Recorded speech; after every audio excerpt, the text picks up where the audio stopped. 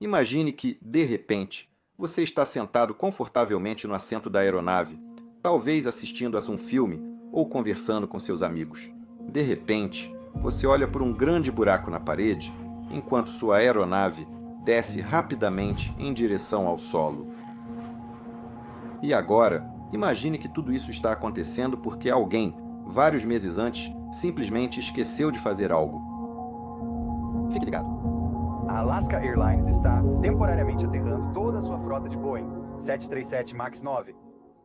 Em meados de maio de 2023, alguns funcionários da Spirit Aerosystems, na Malásia, estavam ocupados trabalhando em algo conhecido como tampão de porta de cabine, que seria instalado em um novo Boeing 737 MAX 9. Este é o mais novo membro da família, Boeing 737, e atualmente a parte mais importante do negócio de aviões comerciais da Boeing. A peça em que eles trabalhavam parecia uma porta de emergência comum, mas faltavam os componentes para operá-la. E também tinha uma janela de tamanho normal em vez das janelas do tamanho de escotilha que eram usadas nas portas de saída normais. O motivo pelo qual esse plug de porta era necessário é que a família Boeing 737 MAX havia sido alongada ainda mais do que a variante NG mais antiga. A capacidade de passageiros de aviões comerciais é geralmente limitada pelo número de saídas de emergência disponíveis, que deve permitir a saída segura de todos os passageiros, usando só metade das saídas em até 90 segundos em emergências. Os 737 anteriores, exceto um, só acomodavam 189 passageiros, por isso só eram precisas 8 saídas de emergência. 2 na frente, 4 nas asas e 2 atrás. Mas como o MAX poderia transportar muito mais passageiros do que isso, 2 novas saídas precisaram ser incluídas no projeto. Essas portas, chamadas portas de saída média, ou MEDs, foram instaladas atrás das asas, entre as portas traseiras e as saídas sobre as asas. O problema era que nem todas as companhias aéreas pretendiam usar seus MAXs com lotação máxima. Algumas queriam uma classe executiva mais espaçosa, outras só buscavam mais espaço para as pernas dos passageiros. Se a companhia aérea colocasse até 189 assentos, aquelas portas não seriam necessárias e poderiam ser fechadas. Basicamente, havia 2 opções para as companhias aéreas, caso escolhessem seguir esse caminho. Elas poderiam desativar temporariamente a porta, e nesse caso, a porta manteria sua maçaneta e mecanismos. Mas tudo ficaria escondido atrás de um painel interno normal da parede. Nesse caso, a porta obviamente pesaria um pouco mais, e também ficaria completamente bloqueada pelo painel interno da parede. Isso significava que o passageiro ao lado dela nem teria janela para olhar.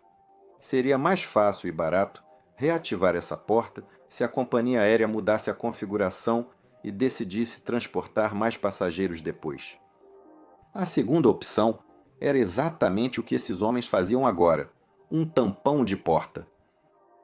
Se a companhia aérea tivesse certeza de que nunca usaria essas saídas, poderia tampá-las com esse dispositivo. Do lado de fora, veria o contorno da porta, mas a maçaneta e os mecanismos seriam removidos e substituídos por uma janela adequada. Isso significava que a única maneira de o passageiro perceber, por dentro, que estava sentado ao lado de um desses plugs de porta era pela distância um pouco maior entre a janela da frente e a janela de trás daquela ao lado da qual ele estava sentado. Após a montagem do plug de porta, ele foi enviado para a linha principal da Spirit Aerosystems, em Wichita, Estados Unidos da América, onde eram fabricadas grandes partes das fuselagens do Boeing 737. A Spirit Aerosystems, antes parte da Boeing, era fornecedora de primeiro nível da empresa, até 2005, quando foi desmembrada e virou nova entidade. Mas mesmo depois disso, a Boeing continuou sendo de longe o maior cliente deles e representou 65% de todos os negócios da empresa no ano de 2022. Mas a parceria teve problemas. A Boeing precisava que a Spirit mantivesse uma taxa de entrega bastante alta, enquanto, obviamente, mantinha a qualidade super elevada. Isso causou problemas em 2023. A entrega de novas aeronaves diminuiu muito após a identificação de problemas na instalação do estabilizador vertical. Enquanto engenheiros tentavam corrigir esse problema, outro foi identificado: furos feitos incorretamente no anteparo de pressão traseiro. Esses problemas levaram a Boeing a reter pagamentos à Spirit e enviar engenheiros para resolver questões de qualidade. E isso provavelmente fez com que começasse a surgir certa desconfiança entre os dois parceiros e seus funcionários. Agora, em breve, vou chegar ao voo propriamente dito, mas é super importante que você entenda como esses plugs de porta realmente funcionam e o que realmente deu errado com eles para compreender totalmente essa história. Quando a Spirit recebeu o plug de porta da Malásia, ele foi instalado e ajustado na fuselagem com o número de linha 8789, que mais tarde se tornaria a aeronave usada no voo 1282 da Alaska Airlines. A instalação desse plug foi surpreendentemente parecida com a montagem de uma porta comum na mesma fuselagem. O motivo para isso era que essa era a maneira mais fácil e segura de garantir que o plug suportaria toda a pressão a qual seria submetido toda vez que a aeronave fosse pressurizada. Mas havia diferenças fundamentais. O plug da porta foi instalado com dois encaixes de dobradiça inferiores que seriam usados em uma porta comum. Permitiria que ela fosse levantada levemente para cima pela maçaneta da porta e então caísse para fora e para baixo, para sair do caminho e acionar o escorregador de emergência, para facilitar a subida pela porta em caso de evacuação. Duas molas auxiliares também foram instaladas e, curiosamente, essas molas também foram colocadas no tampão, mesmo que realmente não tivessem nenhuma utilidade ali. Na parte superior da abertura, dois roletes foram instalados na estrutura da porta e esses se encaixavam em dois trilhos superiores de encaixe no tampão da porta. Após posicionar o tampão da porta, os encaixes de dobradiça inferiores e de guia superiores eram fixados com 4 parafusos, porcas castelo e pinos de trava. Nos trilhos superiores, esses parafusos impediam totalmente o movimento do rolete. Na parte inferior, os parafusos atravessavam os guias das dobradiças, fixando-os e tornando as molas abaixo inofensivas. Mas não foram essas dobradiças e guias que impediram a porta de sair quando a pressão dentro da aeronave aumentava. Em vez disso, uma vez que a porta estivesse corretamente posicionada, 12 encaixes de parada, 6 de cada lado da porta, se alinhariam com 12 almofadas de parada correspondentes na estrutura da porta, tornando qualquer movimento para fora completamente impossível.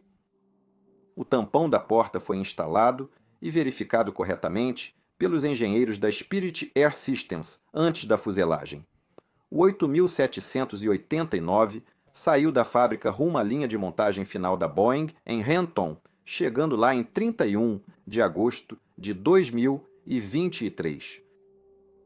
E é aqui que essa história começa a ficar realmente interessante.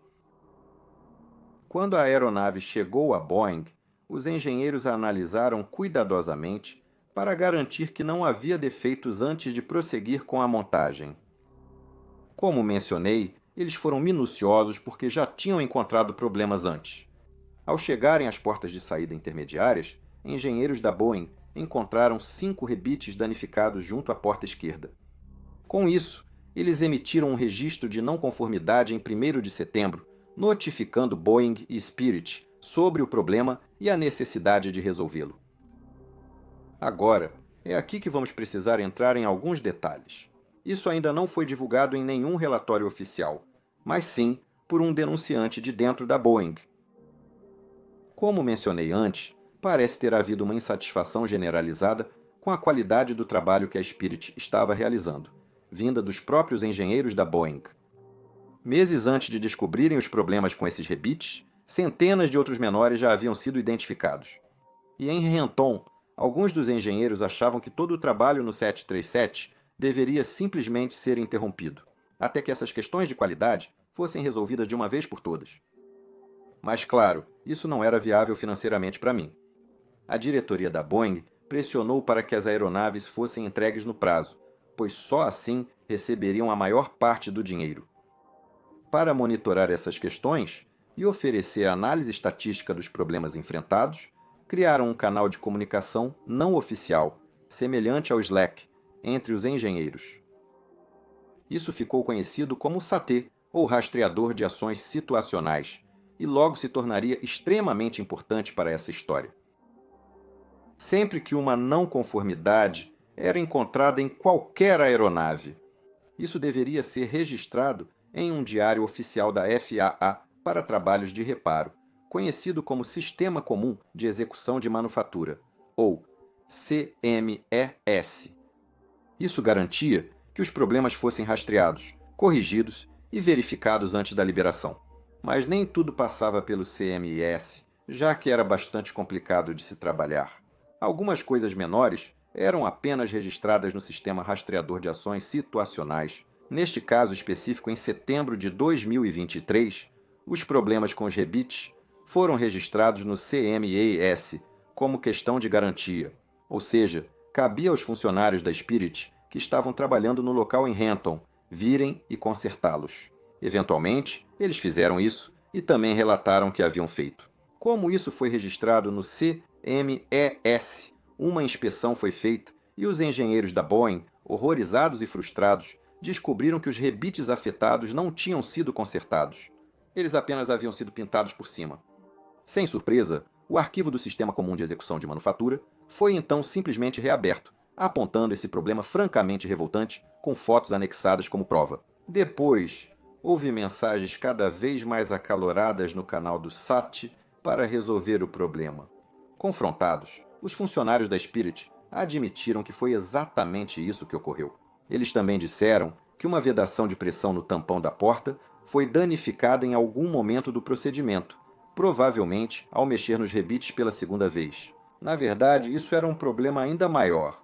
Esse tipo de vedação de porta não estava disponível na fábrica e precisaria ser encomendado, causando atrasos. E além disso, para substituir essa vedação, o tampão da porta teria que ser aberto ou completamente removido. Agora é quando isso é revelado que, de acordo com o denunciante, a conversa mais importante para o que estava prestes a acontecer ocorreu no Fórum de Bate-Papo SAT, porque alguém apontou que eles estavam em conversas com a equipe da porta sobre se a porta precisaria ser removida ou apenas aberta para que esse trabalho fosse concluído. Tecnicamente, você precisa remover os 4 parafusos de travamento para executar qualquer dessas tarefas. Segundo o Sistema Comum de Execução de Manufatura, só a remoção total do tampão da porta exigiria registro e aprovação formal de garantia de qualidade, comprovando que a aeronave atendia ao projeto. Alguém, em algum momento, decidiu que era preciso apenas abrir o tampão da porta. Assim, não seria necessário verificar garantia de qualidade ou aprovação do CMES. Em fotos feitas pela equipe da Boeing, após o reparo do selo da porta e fixação dos rebites, vê-se que os parafusos de travamento, que mantêm a porta no lugar, não foram reinstalados após serem removidos. Isso significa que alguém, não se sabe ao certo quem ou de qual equipe, provavelmente, simplesmente os esqueceu.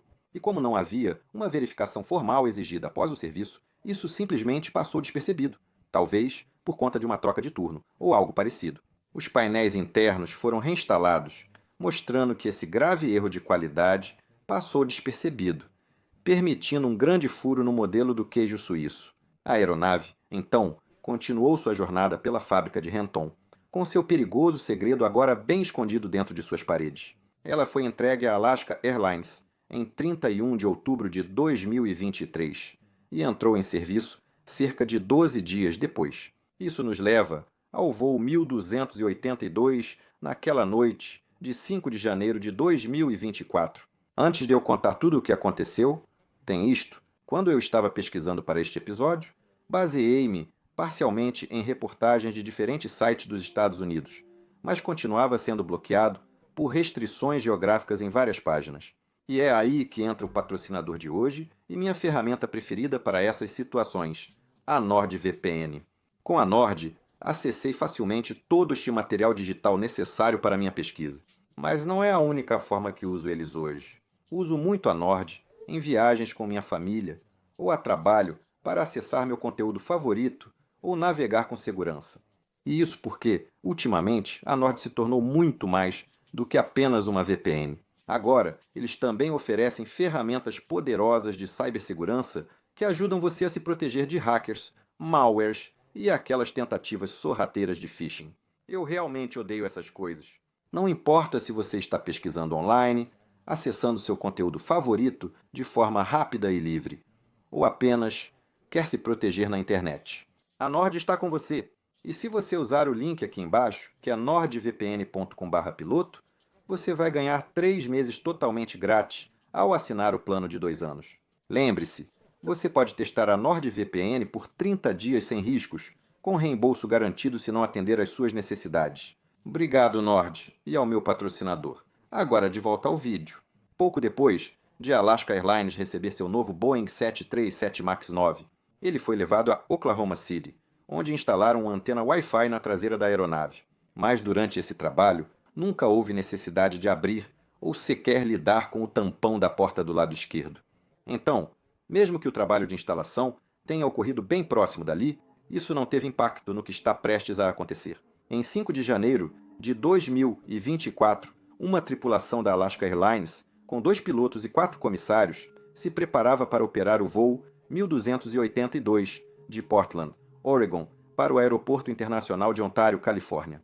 Enquanto se preparavam para o voo, os 2 pilotos viram que o tempo estava bom em toda aquela rota.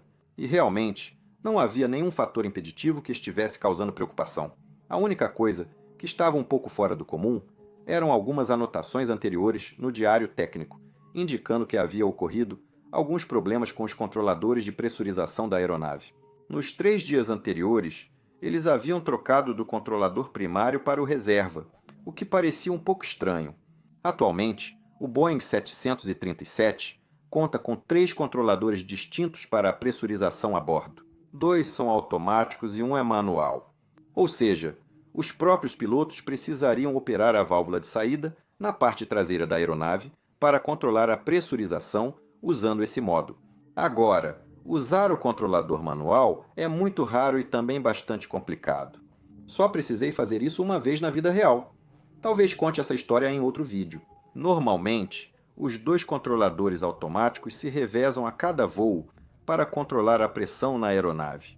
Eles fazem isso usando um cronograma de pressurização pré-definido, projetado para tornar a experiência o mais confortável possível para todos a bordo. Eles geralmente são ótimos no que fazem. Se um controlador tivesse problemas e não pudesse seguir o cronograma, poderia mudar para o controlador reserva. Se isso ocorresse, seríamos avisados por uma luz de alerta principal, uma luz de falha e uma luz verde no painel superior. Seguiríamos o checklist não normal, que indicaria girar o controlador e mudar para o modo alternativo, apagando as luzes de alerta e falha. Mas a luz alternativa, a luz verde, ainda permaneceria acesa, indicando que agora estaríamos operando apenas com um controlador. Então isso provavelmente foi o que aconteceu durante aqueles voos anteriores. E em circunstâncias normais, isso não significa necessariamente que algo perigoso esteja acontecendo. Pode ser apenas uma falha interna em um dos controladores. E como existe redundância por meio do backup e também do modo manual, no pior cenário, isso não exige necessariamente a imobilização imediata da aeronave, desde que o controlador restante funcione bem. Como isso já ocorrera nos 3 voos anteriores, a Alaska Airlines decidiu restringir essa aeronave apenas a voos sobre terra. Agora, isso pode soar um pouco estranho, já que sabemos o que acabou acontecendo. Quero dizer, por que eles simplesmente não deixaram a aeronave em solo se sabiam que havia algo estranho acontecendo? Lembre-se, problemas no controlador de pressurização não indicam necessariamente falhas em portas ou na segurança da aeronave, a menos que isso também esteja associado a outras coisas, como ruídos realmente estranhos ou problemas de pressurização. Então, realmente, não havia nenhum requisito formal para manter essa aeronave em solo, e a Alaska Airlines impôs essa restrição por conta própria como uma medida extra de cautela para garantir que, caso essa aeronave sofresse mais problemas de pressurização e precisasse descer para 10.000 pés, ela teria alcance suficiente para chegar a um aeroporto alternativo, Entendo totalmente por que a Alaska Airlines reagiu assim. Novas aeronaves podem ter problemas iniciais, inclusive elétricos, envolvendo esses controladores. E mesmo que a Alaska tivesse decidido manter essa aeronave em solo e trocar os controladores, ninguém teria associado esse problema a um tampão de porta inseguro. Esses tampões eram fixados com 4 parafusos e, por isso, não tinham monitoramento no cockpit. Eles deveriam fazer parte da estrutura da aeronave, e só isso. Mas, dito isso, uma ação judicial recente mostrou que alguns passageiros próximos ao tampão de porta do lado esquerdo em voos anteriores ouviram um assobio e relataram à tripulação. A tripulação de cabine teria supostamente relatado isso aos pilotos, mas não está claro se isso aconteceu nos voos em que os problemas de controle estavam presentes ou não. De qualquer forma, isso nunca foi registrado no diário técnico. Os 2 pilotos que operariam o voo 1282 provavelmente discutiram as anotações e restrições da aeronave, mas como isso realmente não os afetava, eles apenas concordaram em ficar atentos e relatar a manutenção caso acontecesse novamente. Era final de tarde em janeiro, então já começava a escurecer lá fora quando a tripulação de cabine iniciou o embarque dos 171 passageiros que estavam programados para o voo. Agora, a aeronave tinha assentos para 178 passageiros, o que significava que alguns assentos ficaram vazios, e por algum milagre, esses assentos incluíam o 26 Alfa e Bravo. Agora, os pilotos que estavam trabalhando juntos neste voo eram ambos muito experientes. O comandante, que seria o piloto em comando, tinha mais de 12.700 horas de voo, sendo 6.500 delas no Boeing 737. Seu copiloto tinha 8.300 horas de experiência, sendo cerca de 1.500 no 737. Como o copiloto seria o piloto monitor, ela completou a inspeção externa enquanto o comandante preparava o cockpit. E durante a inspeção, nada parecia fora do comum. Quando ela retornou ao cockpit, o comandante fez o briefing da decolagem, e juntos eles finalizaram a última parte da preparação do cockpit e as listas de verificação. Tudo estava aparentemente em ordem, e logo eles estavam prontos para o pushback. Por volta das 17h50, horário local, o voo 1282 da Alaska Airlines fez o pushback do portão e começou a taxiar para a decolagem. A checklist antes da decolagem e os briefings associados foram logo concluídos, e às 17 horas, 6 minutos e 47 segundos, o comandante alinhou a aeronave na pista, estabilizou os motores em 40% de N1 e pressionou os botões Take Off Would Go Around, iniciando a aceleração. A rotação foi normal, e após a decolagem, o trem de pouso foi recolhido, e a aeronave logo iniciou uma curva à esquerda em direção ao sudeste, enquanto também subiam para a altitude inicial, autorizada de 7.000 pés. Logo foram transferidos para a frequência de partida de Portland, onde receberam autorização para continuar a subida até 15.000 pés, enquanto também continuavam na rota autorizada. Agora, em um Boeing 737, nós pilotos fazemos várias verificações diferentes de pressurização da cabine enquanto subimos. É um dos sistemas de suporte de vida mais importantes a bordo. Detectar precocemente um problema nesse sistema pode evitar muitos problemas depois. Por isso, essas verificações são levadas muito a sério. A primeira dessas verificações é feita como parte da checklist após a decolagem, que normalmente é realizada acima de 3.000 pés, logo após a decolagem. Nessa hora, na minha companhia aérea, liberamos a tripulação de cabine para iniciar o serviço, mas não sei se a Alaska Airlines faz o mesmo. De qualquer forma, a próxima verificação de pressurização é feita quando a aeronave passa por 10.000 pés, e ela é repetida a cada 10.000 pés que subimos. Neste caso, não houve indicações de que a tripulação tenha encontrado qualquer problema de pressurização durante essas 2 verificações iniciais. A cabine estava subindo normalmente, com cerca de 800 a 1.000 pés por minuto. Como a aeronave subia mais rápido, a pressão diferencial começou a se acumular na cabine, como já havia acontecido muitas vezes antes. Mas desta vez, algo muito grave estava acontecendo na parte traseira da cabine da aeronave. Como todos vocês já sabem, os 4 parafusos que deveriam travar o tampão da porta de saída intermediária esquerda no lugar não estavam lá. o que significava que a única coisa realmente segurando aquele tampão no lugar era o seu próprio peso. Enquanto a porta estivesse realmente encaixada em seus encaixes guia, isso significava que todos aqueles 12 encaixes de parada estavam alinhados com as almofadas de parada na estrutura da porta, tornando impossível que a porta se movesse para fora. Mas durante este voo, e possivelmente em vários dos voos anteriores, o tampão começou a se mover levemente para cima.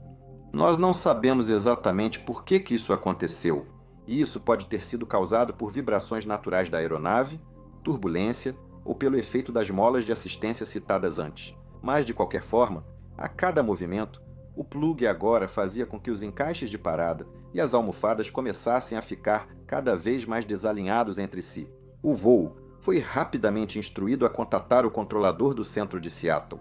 Ao fazer isso, a copiloto foi orientada a subir até o nível de voo 200 e 30 ou 23 mil pés. Isso foi confirmado, e nas gravações do controle de tráfego aéreo é possível ouvir que não há estresse na voz da copiloto.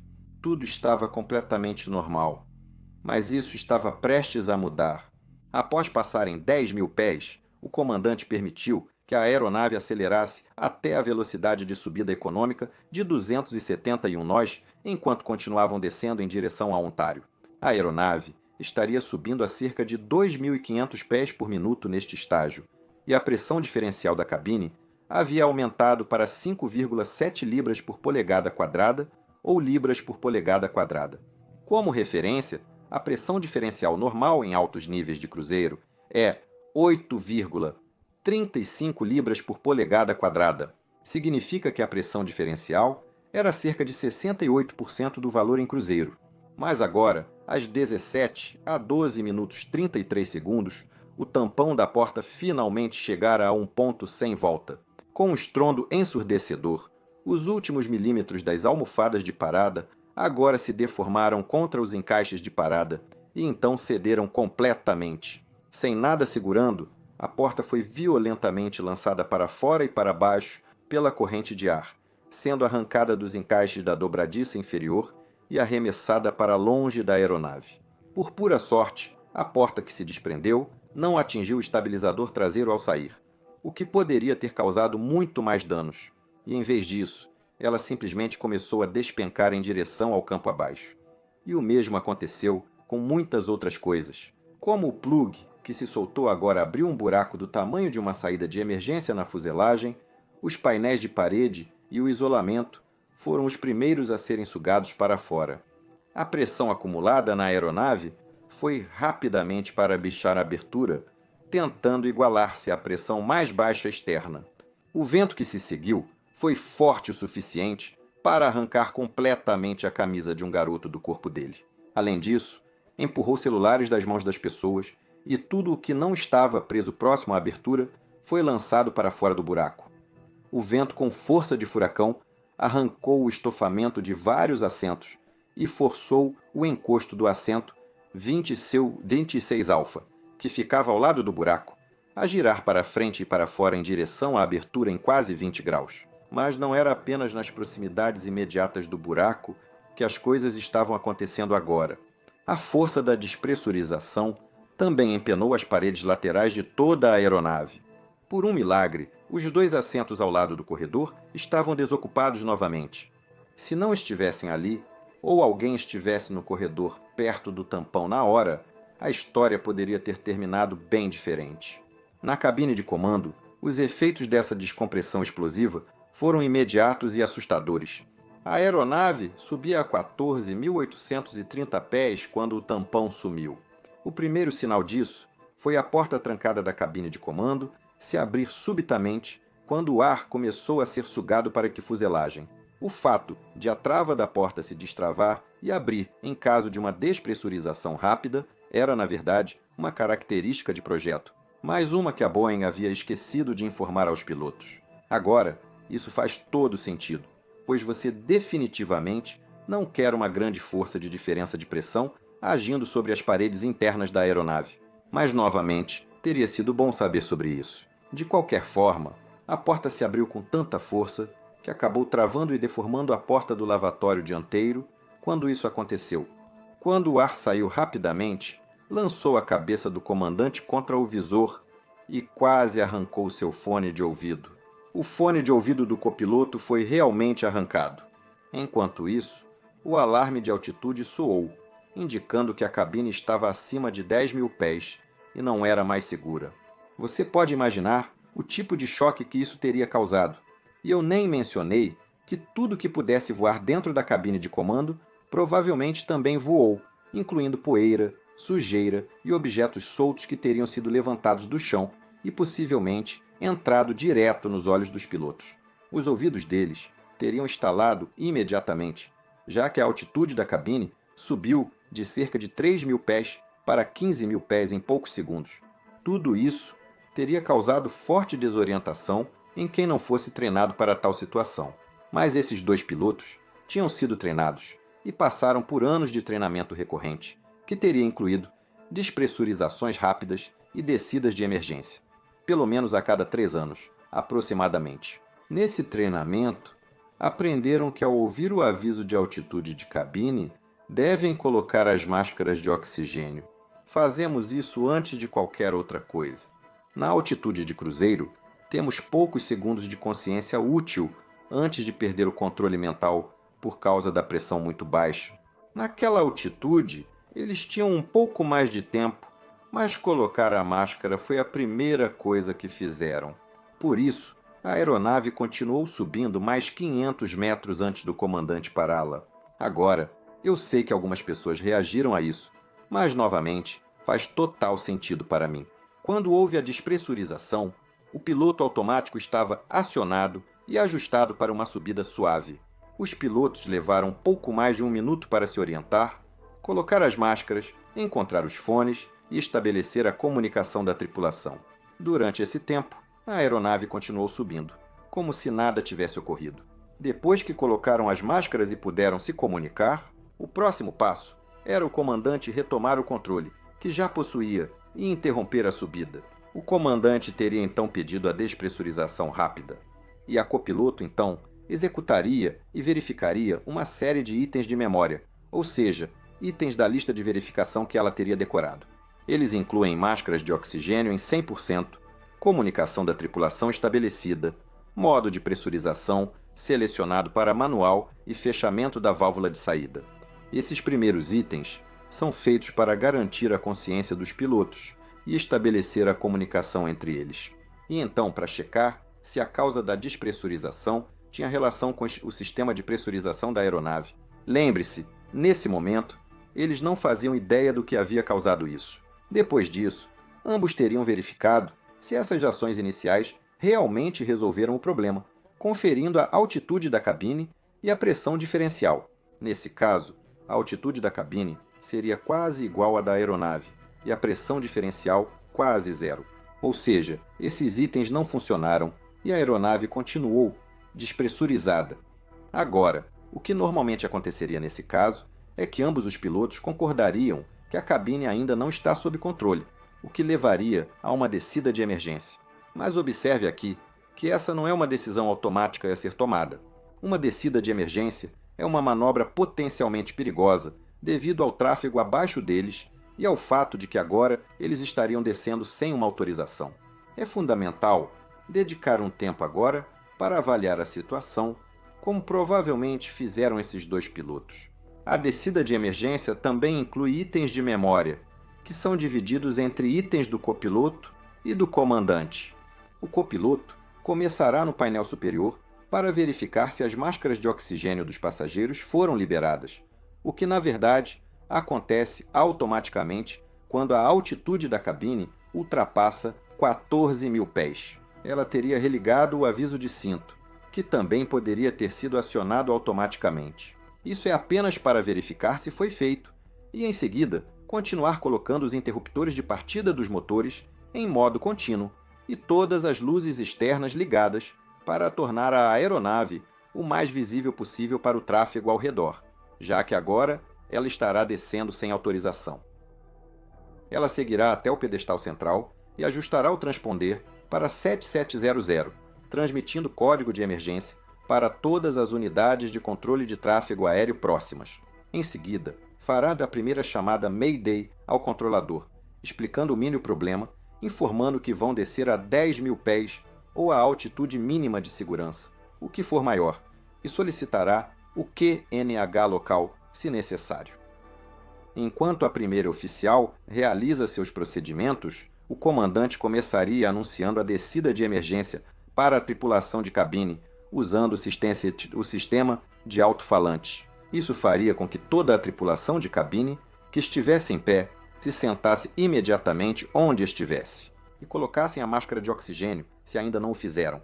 Ele ajustaria 10.000 pés ou a altitude mínima segura no painel de controle, selecionaria mudança de nível e avaliaria virar à direita ou à esquerda, para evitar descer em direção ao tráfego abaixo na mesma aerovia e possivelmente aumentar ao máximo a velocidade.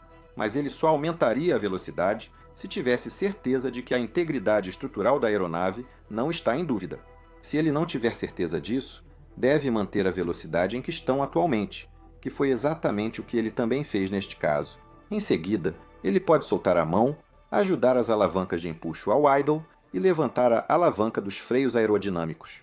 E uma vez feito isso, ele pode levar a mão novamente ao painel de controle de modo e ajustar qualquer um dos valores. Fazer as coisas dessa maneira fará com que a aeronave inicie uma descida imediata e rápida até uma altitude com ar respirável. E esse procedimento é algo que realmente praticamos muito no simulador, para garantir que fique gravado na memória. Caso isso venha até acontecer na vida real, justamente por causa da natureza dramática dessa pane. Nesse caso, ainda não temos certeza de quais etapas dos procedimentos de despressurização rápida e descida de emergência foram concluídas, pois eles já estavam a uma altitude relativamente baixa quando isso ocorreu.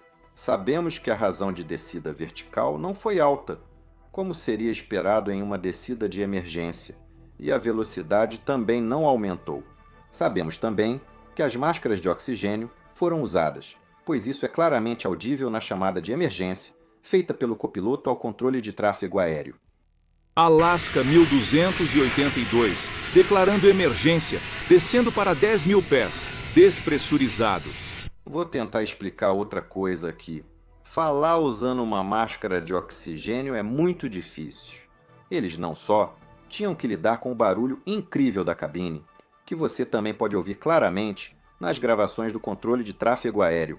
Eles também tinham esses recursos de diluição sob demanda em suas máscaras, o que significa que toda vez que respiravam, uma válvula se abria e empurrava oxigênio para dentro das máscaras bem ao lado do microfone. Isso, por sua vez, significa que eles tinham que tentar se comunicar entre cada respiração, porque toda vez que eles inspiravam, pareciam o Darth Vader correndo uma maratona. Em teoria, uma vez que a aeronave esteja em uma descida mais controlada, também existem listas de verificação de emergência a serem lidas pelo piloto monitorando. Piloto monitor. E isso também é bastante difícil de fazer com essas máscaras por exatamente o mesmo motivo. Portanto, o fato de a comunicação entre a tripulação e o controle de tráfego aéreo ter sido um pouco menos que perfeita neste caso também faz todo sentido. Enquanto os pilotos trabalhavam para levar a aeronave a uma altitude de cabine inferior a 10.000 pés, a situação na parte traseira da aeronave teria sido bastante caótica. Todas as máscaras haviam caído conforme o projetado, e o modo como elas funcionam é o passageiro colocá-las e então puxar a mangueira para baixo.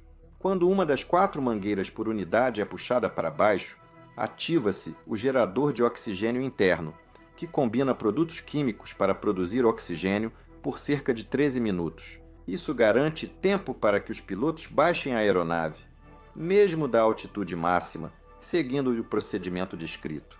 As máscaras de passageiros vão misturar o oxigênio do gerador com o ar externo, e é por isso que elas não são usadas em caso de fumaça na cabine. Elas realmente não ajudariam, na verdade, só alimentariam o fogo que está causando aquela fumaça com mais oxigênio. E quando estamos falando de fumaça, esses geradores produzem muito calor quando a reação química está ativa. Não é incomum um cheiro de queimado surgir nessas situações, o que é assustador, mas totalmente normal. Mas neste caso, as pessoas parecem ter permanecido notavelmente calmas diante das circunstâncias. Vídeos de celular, feitos durante o evento, mostram pessoas sentadas calmamente, presas em seus assentos, enquanto olham pelo buraco na aeronave para as luzes brilhando lá embaixo. Não sabemos quanta comunicação houve entre cabine de comando e tripulação, mas pelo ruído, supomos que foi pouca. Um comissário conseguiu destravar a porta da cabine, presa na do lavatório, e fechá-la, reduzindo o ruído e ajudando o tripiloto a se concentrar. A aeronave desceu inicialmente até 9.000 pés, onde o aviso de altitude de cabine finalmente parou. Após concluir a lista de verificação de emergência, a tripulação fez o briefing e se preparou para retornar imediatamente a Portland. Como parte da descida, a aeronave fez uma curva à esquerda, o que significava que logo estaria sobre a linha estendida de descida para a pista 28 esquerda, a mesma pista de onde eles realmente haviam decolado. O controlador, que pela comunicação pode-se perceber que estava um pouco cético quanto à capacidade da aeronave de descer rápido o suficiente daquela posição, logo autorizou a aproximação pelo sistema de pouso por instrumentos que a tripulação acabou aceitando. Aqui, também vale ressaltar que, em uma situação como essa, os pilotos precisam ponderar o risco potencial de permanecer mais tempo no ar e descer mais devagar contra o desconforto que os passageiros agora terão que suportar durante mais uma descida rápida e não pressurizada. O comandante, que neste caso não sabia o quão sério era o dano em sua aeronave, optou por levá-la ao solo rapidamente. Isso significaria configurar a aeronave rapidamente e descer com alta razão para estabilizá-la na aproximação final. A aproximação foi então realizada sem mais incidentes, embora deva ter sido uma experiência terrível para os passageiros na parte de trás. Lembre-se, além de muito barulhento, estaria bem frio, pois isso ocorreu basicamente, no final da tarde de janeiro, quando as temperaturas no solo estavam em torno de 10 graus Celsius. Além disso, uma descida pressurizada normal seria de cerca de 500 pés por minuto, enquanto essa descida foi muito mais rápida, o que teria sido sentido nos ouvidos e seios nasais de todos. De qualquer forma, às 17 horas 26 minutos 46 segundos, a aeronave pousou em segurança na pista 28 esquerda em Portland e taxiou até o portão. Infelizmente, a tripulação esqueceu de puxar o disjuntor do CRV e, como a aeronave permaneceu energizada, após o evento, as 2 horas de gravação em loop contínuo no gravador de voz do cockpit continuaram gravando, o que significa que os registros deste voo logo foram sobrescritos. Mais das 177 pessoas a bordo, apenas 7 passageiros e um comissário de bordo sofreram ferimentos leves, e o restante saiu completamente ileso. Considerando as circunstâncias, é um resultado fantástico. Devido à gravidade do evento e por envolver um Boeing 737 MAX, o acidente teve atenção mundial imediata. Este vídeo se baseia em vários briefings da FAA, no relatório preliminar, e em alguns artigos, cujos links deixarei abaixo. Mas provavelmente saberemos ainda mais detalhes quando o relatório final for divulgado. Mas achei importante compartilhar este vídeo agora mesmo assim, para te dar uma ideia melhor do que sabemos até o momento. E quero reiterar que isso não tem relação com o projeto do Boeing 737 MAX, mas sim com um problema interno de qualidade da Boeing e da Spirit. Como precaução, a Alaska Airlines manteve toda a frota 737 MAX 9 em solo, para inspecionar os plugs das portas de saída intermediárias. Essas inspeções começaram na manhã de sábado, 6 de janeiro de 2024. No mesmo dia, a FAA emitiu uma diretriz de emergência exigindo que operadores do 737 MAX 9 fizessem inspeções antes de devolver as aeronaves ao serviço. A FAA está aprofundando a investigação dos programas de gestão de qualidade e segurança da Boeing e da Spirit, e, como precaução, limitou a produção de novos 737 MAX da Boeing até resolver as questões de qualidade. Agora, se você quiser saber mais sobre isso, assim como se manter atualizado com os eventos atuais, recomendo que se inscreva no meu canal Irmão Mentor Now e confira meu aplicativo Mentor Pilot, assim como o meu site mentorpilot.com. Você pode apoiar o trabalho que fazemos aqui enviando um super agradecimento usando o botão de cifrão aqui embaixo, comprando talvez alguns produtos ou até mesmo entrando para a minha incrível equipe do Patreon e interagindo comigo diretamente em um próximo encontro no Zoom. Tenha um dia absolutamente fantástico e nos vemos na próxima. Tchau, tchau!